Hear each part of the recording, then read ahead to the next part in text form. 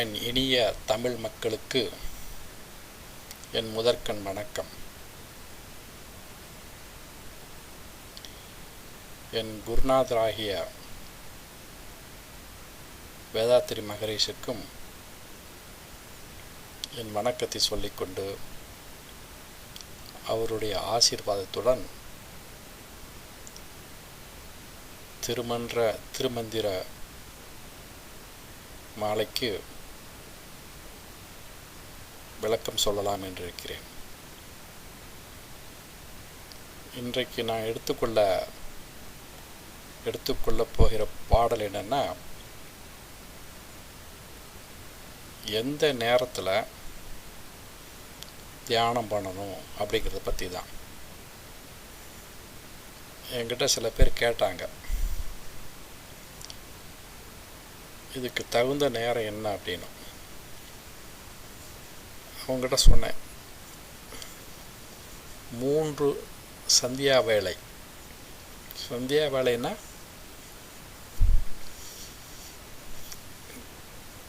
ஒரு நேரத்துலேருந்து பகல்லேருந்து இரவு போகிற நேரம், அல்லது இரவுலேருந்து பகல் வர நேரம், அப்புறம் மதியம். ஏன்னா சூரியன்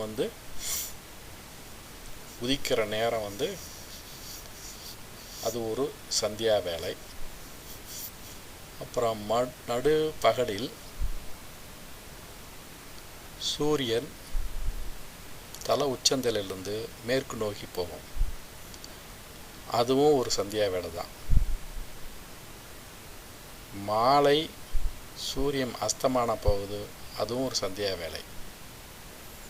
உங்களுக்கு எல்லாத்துக்கும் தெரியும், இரணியன் வரம் வாங்கினான். அவன் வாங்கின போது என்ன சொன்னான், எனக்கு இரவிலும் பகலிலும் இறப்பு வரக்கூடாது என்று. அதனால் விஷ்ணு நரசிம்ம எடுத்து இந்த மாலை பொழுதில், அதாவது அது இரவும் இல்லை பகலும் இல்லை, அந்த அந்திம காலம் சொல்லுவாங்க, சந்தியா வேலைன்னு சொல்லுவாங்க. அந்த நேரத்தில் தான் நரசிம்மர் இரணியனை வீட்டுக்குள்ளும் இல்லாமல் வீட்டுக்கு வெளியே இல்லாமல் அந்த வாசல் படியில் வைத்து அவனுக்கு முக்தி கொடுக்குறார்.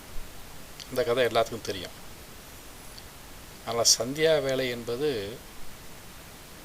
24 மணி நேரத்தில் 4 முறை வரும். ஆனால் ஒரு சந்தியா வேலையை நம்ம பயன்படுத்துறதில்ல. அதாவது இரவு 12 மணியும் ஒரு சந்தியா வேலை தான். அதை நாம் யாருமே பயன்படுத்துறதில்ல. ஆனால் மற்ற 3 சந்தியா வேலையும் நம்ம பயன்படுத்திக்கலாம் தியானத்துக்கு. திருமூலர் ஒரு பாட்டில் இதை தான் சொல்கிறார். அந்த பாட்டை சொல்லி நம்ம அந்த பாட்டுக்கு விளக்கம் பார்க்கலாம். இந்த பாடலை நான் சொல்கிறதுக்கு முன்னாடி, நம்ம உடம்பு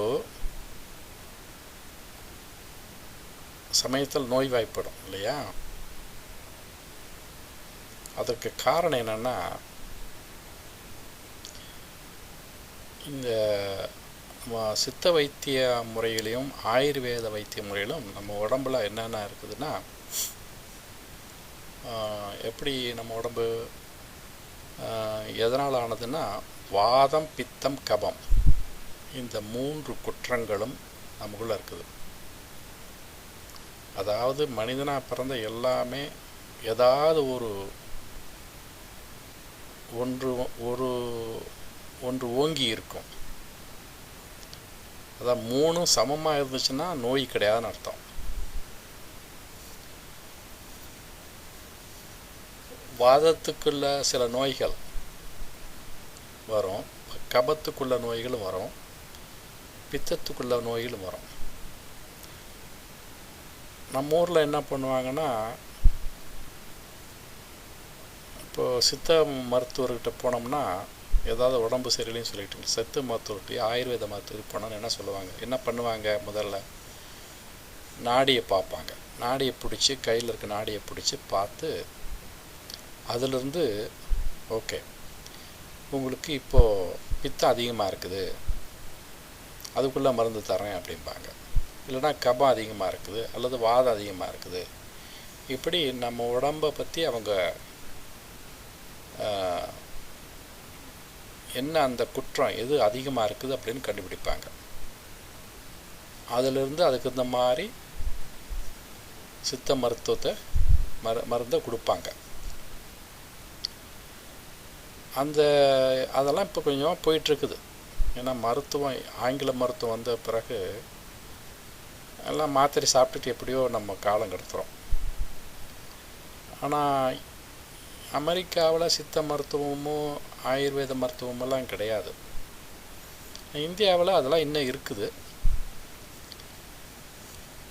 அது அழிந்து போன சித்த மருத்துவத்தை புதுப்பிக்கிறதுக்காக இப்போ சித்தர் மருத்துவ கல்லூரியில் ஆரம்பித்து அதுக்கும் தனியாக ஒரு ஊக்கம் இருக்கிறது.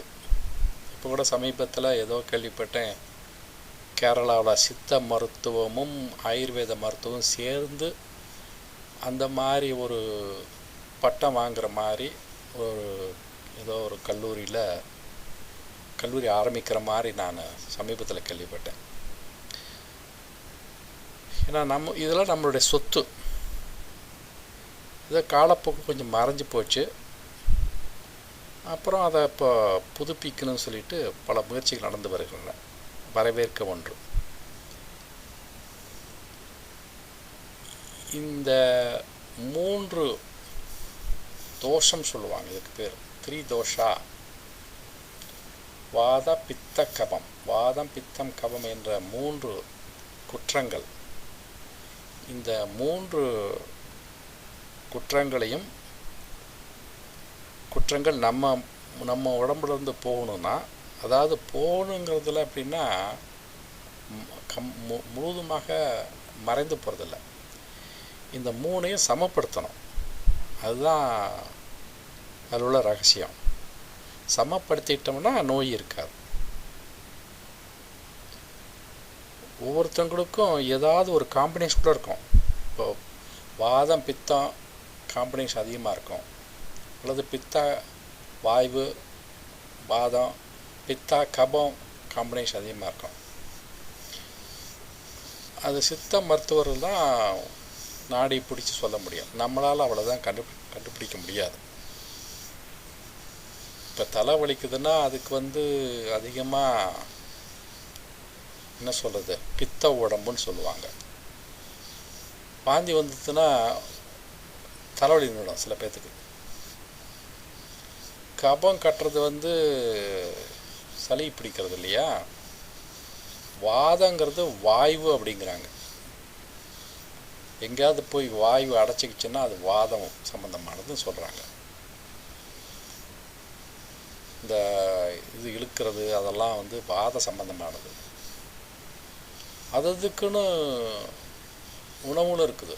வாத சம்பந்தமான உடம்புக்கு என்ன மாதிரி உணவு கொடுக்கணும், அதிகமாக அவங்கெல்லாம் குளிர்ச்சியான பொருள்கள் சாப்பிடக்கூடாது. நல்லா சூடு பண்ணி சுட சுட சாப்பிட்டா தான் நல்லாயிருக்கும் அவங்களுக்கு. இந்த மாதிரி நான் கேள்விப்பட்டிருக்கேன். எனக்கு இப்போது இந்த பாட்டுக்கு வருவோம். இது 3ஆம் தந்திரத்தில் பாடல் நம்பர் 727. இந்த பாடலை பார்ப்போம். இப்போ எப்படின்னா, அஞ்சனம் போன்று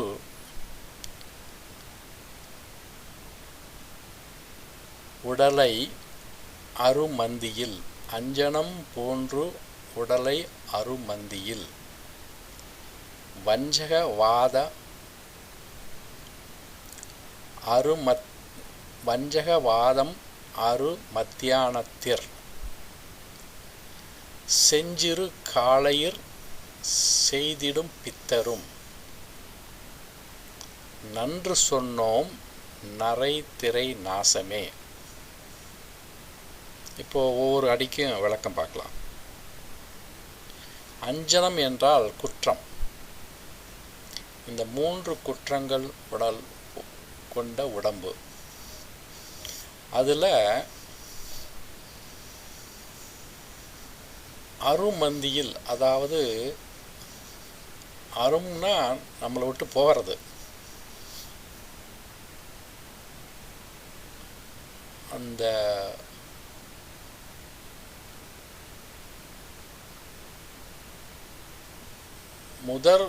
அதாவது முதலடி எதை சொல்லுதுன்னா,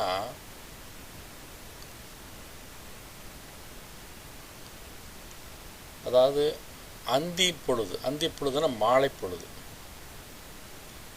இந்த மாலை பொழுதுல தியானம் பண்ணுனா கபம் போகும், நம்ம உடம்புல இருந்து கபம் போகும்.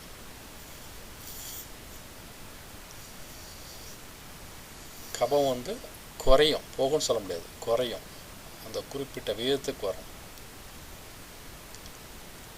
வஞ்சக வாதம், நான் மதியானம் நேரத்தில் தியானம் பண்ண பொழுது வாதம் சமமான நிலைக்கு வரும். அப்புறம் காலையில் செஞ்சிரு காலையர் செய்திடும் பித்தரும், பித்த நோய் உள்ளவங்க காலையில் தியானம் பண்ணுனா அதுவும் குறைந்து சமமாகும். நன்று சொன்னோம் நரைத்திரை நாசமே. இந்த மாதிரி தியானம் பண்ணி 3 வேளையிலையும் தியானம் பண்ணி செய்து இந்த 3 குற்றங்களையும் சமப்படுத்தி வந்தால் நமக்கு நரையும் வராது. என்ன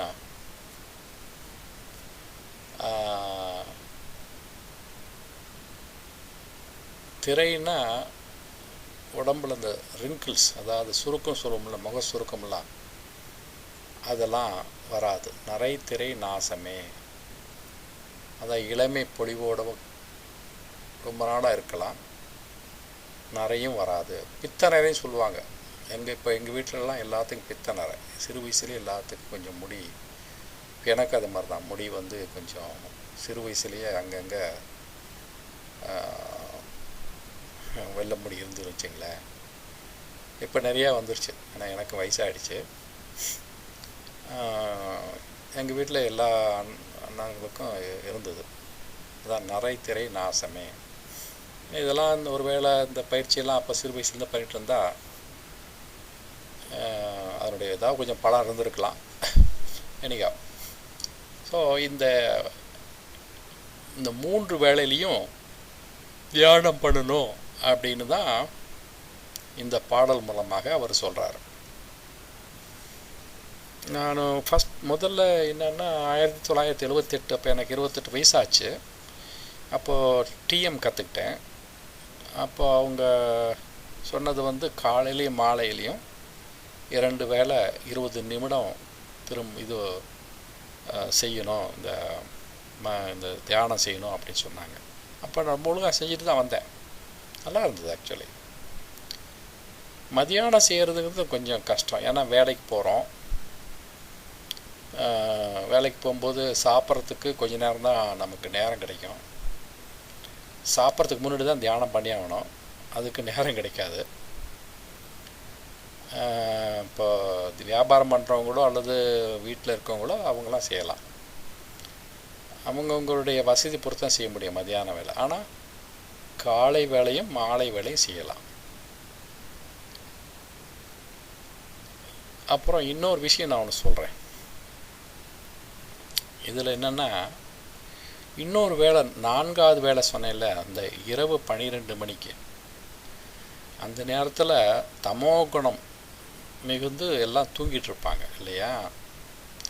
ஆனால் அந்த நேரத்தையும் பயன்படுத்தி தியானம் பண்ணுறவங்களும் இருக்காங்க. பல யோகிகள் அந்த நேரத்தில் தியானம் பண்ணுவாங்க. அதாவது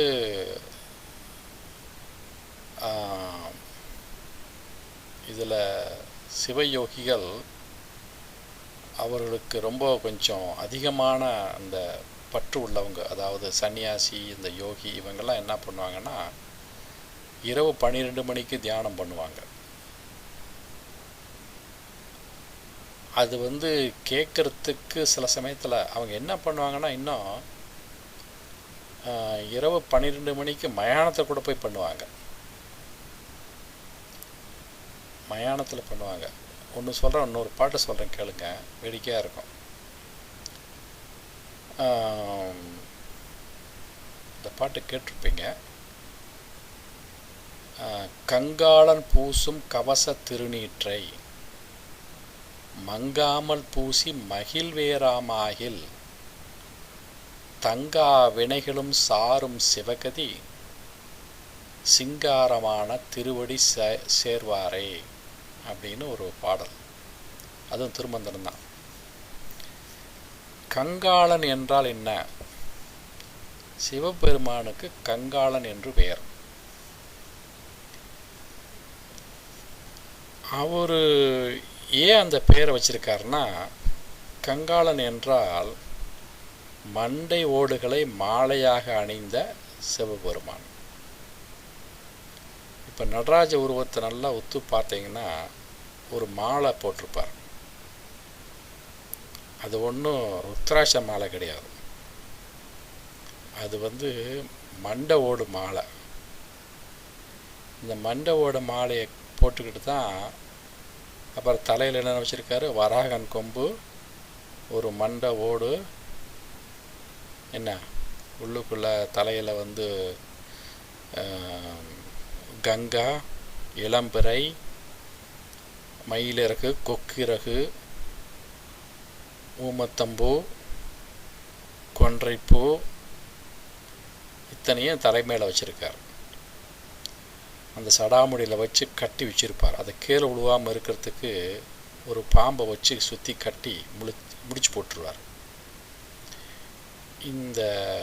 இதெல்லாம் இப்படிப்பட்ட உருவம்தான் நடராஜ உருவம். அந்த பாம்பெல்லாம் எப்படி தெரியுமா வந்ததுங்க? அதுக்கு ஒரு தனியாக கதை இருக்குது. இந்த தார்காவண முனிவர்கள் கொஞ்சம் செருக்குடையவர்கள். அவர்கள் என்னன்னா சிவனை அவ்வளோக்கா மதிக்கிறது இல்லை. அவங்க என்ன நினைக்கிறாங்கன்னா ஒரு ஒரு ஒரு ஒரு வேண்டுதல், இப்போ ஒரு காரியத்துக்காக, ஒரு குறிப்பிட்ட காரியத்துக்கு வெற்றி அடையணும்னா அதுக்குன்னு தனி வேள்வி இருக்குது. அதுக்குள்ளே மந்திரத்தை வைத்து அந்த வேள்வி மூலமாக அதை நிறைவேற்றி கொள்வார்கள். அப்போ அவங்களுக்கு என்ன தோணுதுன்னா, இதுக்கு இப்போ நம்ம சிவன் அதுக்கு கூப்பிடணும், இந்த மந்திரத்தை சொல்லி நம்ம வேலையை முடிச்சுட்டா அதுக்குள்ள பலன் நமக்கு கிடைக்கும் அப்படின்னு அவங்க நினச்சிக்கிறாங்க. அதனால் சிவன் மேலே அவ்வளோ தூரம் ஒரு பற்று இல்லை. இப்படி ரொம்ப அகம்பாவமாக ரொம்ப நாளாக இருந்துட்டு இருந்தாங்க. அப்போது அவங்க இன்னும் கொஞ்சம் கொழுப்பு அவங்களுக்கு என்ன பண்ணாங்கன்னா, ஓகே, தார்காவன முனிவர்கள்லாம் என்ன மார்த்தாங்க, இமயமலையில் தார்காவனம், தார்கா என்ற ஒரு மரம், அந்த மரங்கள்லாம் நிறைய இருக்குமா. வனம்னா காடு இல்லையா, அதனால் அந்த மரங்கள் நிறைந்த இடத்துல அவங்க இருந்திருக்காங்க. அதுதான் அதனால தான் அந்த முனிவர்களும் தார்காவன முனிவர்கள். அவர்கள் இந்த சிவபெருமானை பற்றி கவலைப்படாமல் வேள்வி செய்யும் பொழுது அந்த வேள்வியில் வரக்கூடிய பொருள்கள் ஏதோ வரும் போல தெரியுது. நமக்கு என்னென்னலாம் பார்த்ததில்ல. பாம்பு நிறையா வந்துதான். அந்த பாம்பை என்ன பண்ணாங்க, இவங்களுக்கு ஒரு சின்ன ஆசை. அதில் என்னென்ன வருதோ அதெல்லாம் சிவபெருமானை நோக்கி அவங்க அனுப்புகிறாங்க. அப்படி அனுப்பும்போது பாம்பு அவரோட போய் சேர்ந்த உடனே அவர் என்ன பண்ணார், வரக்கூடிய பாம்பெல்லாம் அதை கொஞ்சம் பிடிச்சி அது கொட்டத்தை அடக்கி தனக்கு பயன்படுத்திட்டார். அப்படி தான் அவர் கழுத்தில் ஒரு பாம்பும் தரையில் இந்த நான் சொன்ன பொருள்கள்லாம் கீழே விழாத மாதிரி அந்த சடாமுடியில் அங்கங்கே சொருகி அவர் அதை சுற்றி கட்டி வச்சிட்டார். அதில் இந்த உண்மத்தம்பூ அப்படிங்கிறத பற்றி போன வாரம் நான் ஒரு பாடலில் நான் சொல்லியிருந்தேன். அதனுடைய சிறப்பு வராகன் கொம்பும் எலும்பும் ஏன் வச்சிருக்காரு அப்படின்னு அதை சொல்கிறதுக்கு இன்னொரு பாடல் இருக்குது. எலும்பும் கபாலமும் ஏந்தி வந்த வளம்பன் அப்படின்னு ஒரு பாடல். அது இன்னொரு நாளைக்கு நான் விளக்கமாக சொல்கிறேன் வேற ஒரு பேச்சில். இப்போ இன்னைக்கு பேசக்கூடியது இந்த கங்காளன் பூசம், அதாவது அந்த மண்டை ஓடுகளை மாலையாக அணிந்த சிவன், அதான் கங்காளன். அவர் எங்கே இருப்பார்? பொதுவாக மயானத்தில் தான் இருப்பார். சிவனுக்கு இன்னொரு பேர் உண்டு, மயான பிரியன். விஷ்ணுவுக்கு அலங்கார பிரியன் அப்படின்னு பேர் உண்டு. இந்த சிவன் மயான பிரியன்னா அவர் நடு இரவில் மயானத்தில் உட்கார்ந்து தியானம் பண்ணுவாராம்.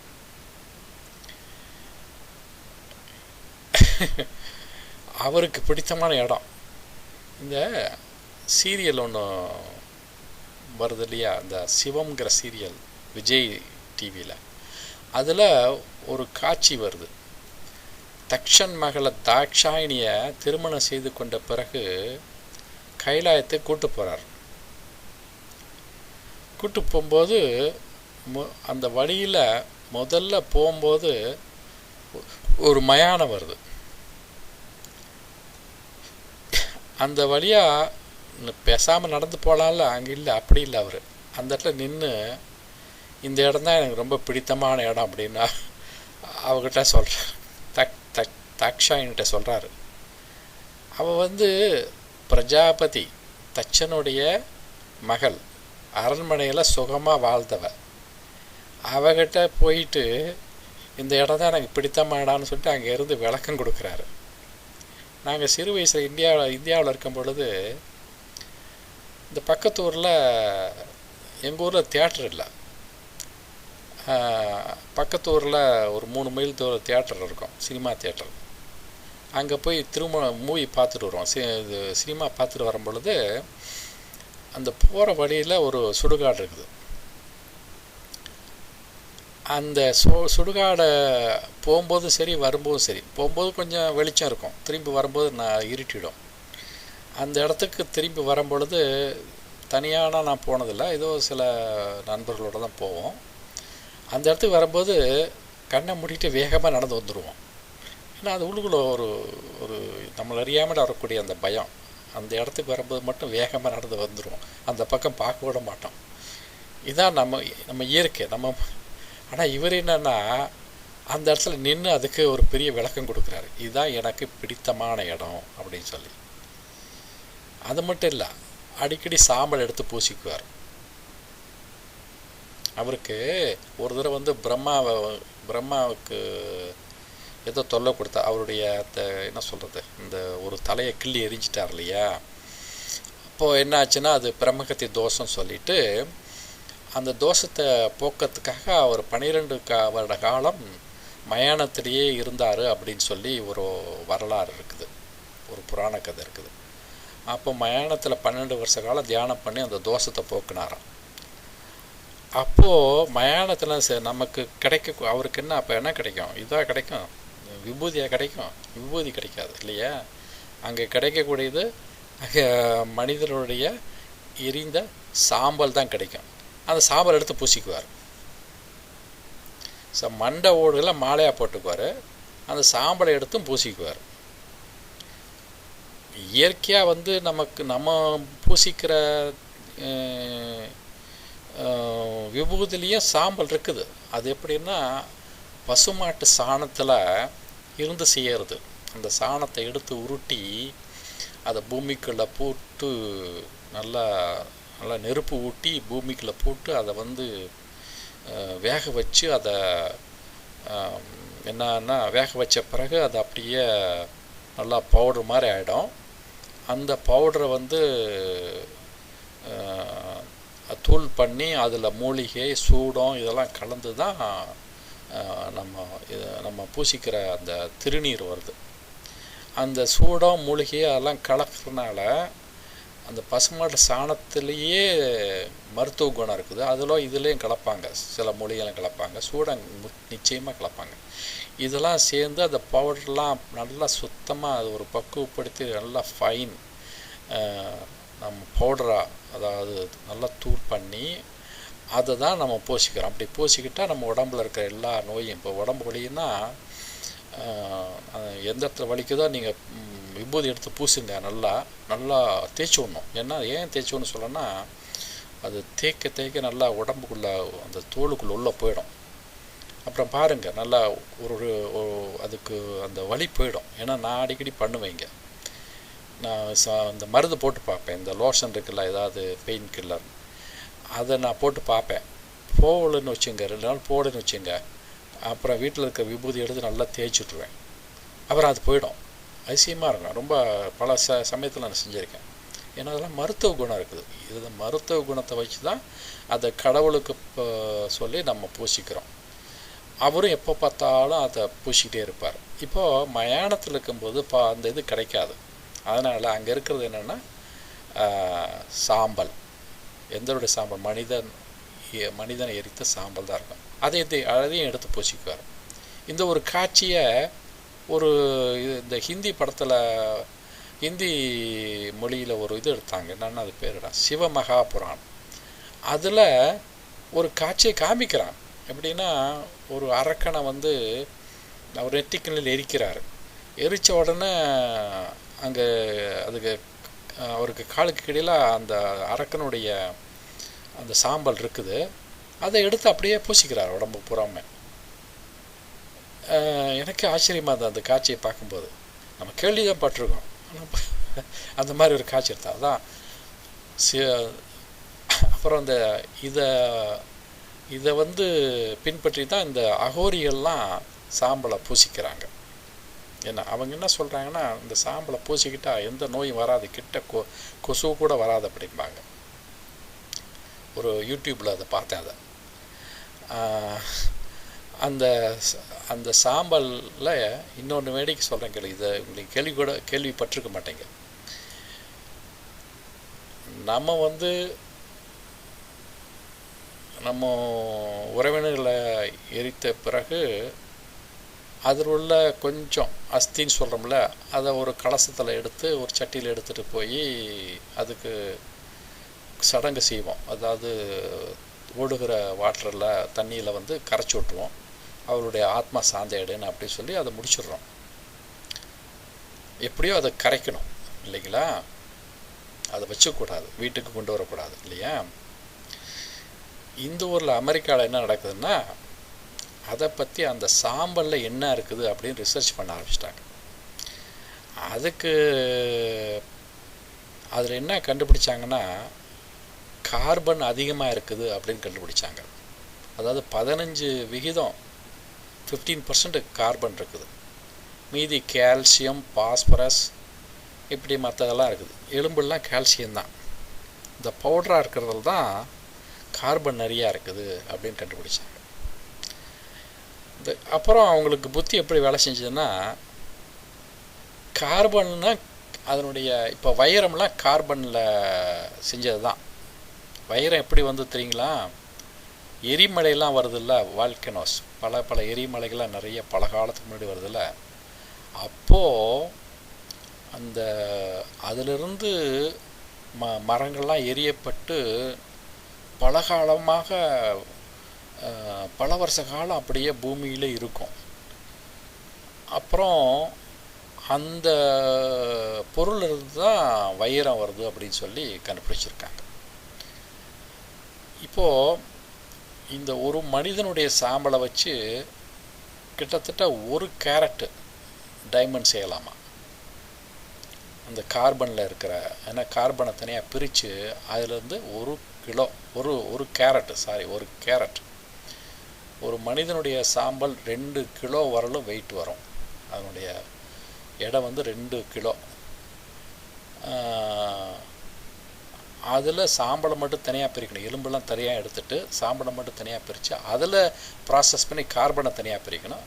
அந்த கார்பன்லேருந்து தயாரிக்கக்கூடிய அந்த அளவு இருக்குது இல்லையா, அதுலேருந்து தயாரிக்கக்கூடிய அமௌண்ட் என்னென்னா ஒரு கேரட் அளவுக்கு அதிகமாக சொன்னால் ஒரு கேரட்டு அளவுக்கு வைரம் செய்யலாமா. அப்படி இங்கே ஒரு நண்பர் மூலமாக அதை கேள்விப்பட்டேன். அவருடைய நண்பர் வந்து தன்னுடைய மனைவி சிறு வயசில் இறந்துட்டாங்களாம். அதை அந்த மனைவியுடைய சாம்பலில் இருந்து அதை கார்பனை எடுத்து அதுலேருந்து வைரத்தை செஞ்சு அதுக்கு மோதிரம் போட்டு கையில் போடு. இதை கேட்குறது நம்ம அருவருப்பாக இருக்குது இல்லையா, ஆனால் நடந்த உண்மையை சொல்கிறேன். இங்கே ஒரு கம்பெனி அது வியாபாரமே பண்ணுது. இதை நினச்சி பார்த்தீங்கன்னா இந்த பாடலை இதெல்லாம் நான் கேள்விப்பட்ட பிறகு எனக்கு உடனே நம்ம காசி தான் ஞாபகம் வந்தது. காசியில் அவ்வளோ பேரை எரிக்கிறாங்க, அவ்வளவும் தண்ணியில் கரைச்சி விட்டுறாங்க. அதனுடைய மதிப்பு இன்னும் தெரியல. தெரிய ஆரம்பிச்சதுன்னா எங்கே போய் நிற்குன்னு நினைக்கிறீங்க? பெண்ணாசை, பொன்னாசை, மண்ணாசை, அடுத்தது சாம்பலாசை. ஏன்னா $multi-million பிஸ்னஸ் அடங்கி இருக்குது. எனிகா ஸோ இன்றைய பேச்சு நான் எங்கேயோ ஆரம்பித்து எங்கேயோ கொண்டு முடிச்சிட்டேன். நான் சொல்ல வந்தது எந்த வேளையில் தியானம் பண்ணணும் அப்படின்னு சொல்கிறதுக்காக வந்தேன். ஆனால் அந்த இரவு 12 மணி, அதுவும் ஒரு சந்தியா வேலை அப்படிங்கும் போது அதுக்கு தகுந்த மாதிரி அதை சொல்ல போய் கடைசியில் எங்கேயோ போய் முடிச்சிட்டேன். ஏன்னா இது வந்து நான் இன்டர்நெட்டில் படித்து பார்த்தேன். இன்க்ரீடியன்ட்ஸ் ஆஃப் ஹியூமன் ஆஷ், அதில் என்ன தான் இருக்குதுன்னு தெரிஞ்சுக்கலான்னு. ஏன்னா அதுலேருந்து அந்த ஒரு நண்பர் சொன்னதுலேருந்து எனக்கு ஒரு சின்ன ஒரு ஆசை, என்ன தான் இருக்குதுன்னு பார்க்கலான்னு. அப்புறம் அதை போட்டால் அது மற்ற விஷயம்லாம் வருது. இன்னொன்று என்னென்னு தெரியுங்களா, திருப்பதியில் போய் மொட்டை அடிக்கிறோம்ல, அந்த முடியிலிருந்து வைரம் செய்யலாமா என்ன. அப்போ அந்த முடியில் எங்கே போகுது, அவ்வளவையும் குத்தகை எடுத்து எங்கே போகுது, அதுக்கு அந்த முடியை வைத்து விக்கு செய்வாங்களாம். தலையில் போட்டுக்கிறாங்களே இந்த வழுக்கு விழுந்தவங்க, அந்த விக்கும் செய்கிறாங்க. அப்போது மனிதன் உயிரோட இருக்கும் பொழுதும் முடியை வைத்து தொழில் பண்ணுறாங்க, பணம் சம்பாதிக்கிறாங்க. இறந்த பிறகும் அந்த மனித சாம்பலுக்கு ஒரு மதிப்பு இருக்குது அப்படின்னு இந்த ஊரில் கண்டுபிடிச்சிருக்காங்க. அந்த காலத்தில் நான் பள்ளிக்கூடத்தை படிக்கும்போது சொல்லுவாங்க, ஒரு பாடல் இருக்குது, இந்தியன் வியூ ஆஃப் லைஃப். அதாவது இமயமலையில் எங்கேயாவது ஒரு இடத்துல சிவலிங்கம் இருக்கும்னா எப்படியாவது போய் பார்த்துட்டு வரும்னு சொல்லிட்டு நம்ம போவோம். ஆனால் அமெரிக்காவில் இருக்கவங்களோ யூரோப்பில் இருக்கவங்களோ, அதாவது வெஸ்டர்ன் பீப்புள்னு அப்போ சொல்லிக்குவாங்க, வெஸ்டர்ன் கல்ச்சர் இல்லையா, ஒரு மலை மேலே தங்கம் இருக்குன்னா அது எப்படியாவது அடையணும் அப்படின்னு சொல்லி போவாங்க. என்னென்னா ஒன்று வந்து ஸ்பிரிச்சுவல் டேஸ்ட்டு, இன்னொன்று மெட்டீரியல் டேஸ்ட். அதான் அதுபோல் நாம் சாம்பலை பற்றி இதுவரையும் கவலைப்பட்டது கிடையாது. ஆனால் இந்த ஊரில் இருக்கவங்க இந்த சாம்பலை வச்சு எதாவது பண்ணலாமா, அதில் காசு சம்பாதிக்கலாமா அப்படின்னு யோசனை பண்ணுறாங்க. நடந்துகிட்ருக்குது. நான் வேடிக்கை சொல்லலை, நான் படித்தது அப்படியே சொல்கிறேன். எனியோ இப்போ இந்த 3 வேலைகளையும் தியானம் பண்ணுறவங்க அப்படி பண்ணிட்டு வந்தீங்கன்னா இந்த 3 விதமான குற்றங்களும் சமப்படுத்தி உடலில் எந்த நோயும் வராமல் நரைதிரை இல்லாமல்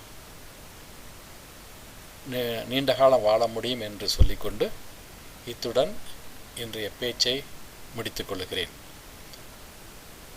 வாழ்க வளமுடன். நன்றி.